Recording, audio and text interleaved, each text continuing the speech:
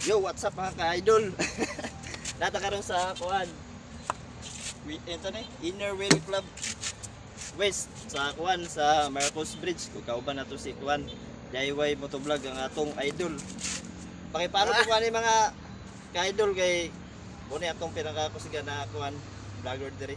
Bisag kinsa nag-una, basta kay pareha rag trabaho. Goods. Goods kay na. So, atong itiwason. Masaya naman ni Pagkapatan ni Nico. Sabat, kaya? Yeah. Dala na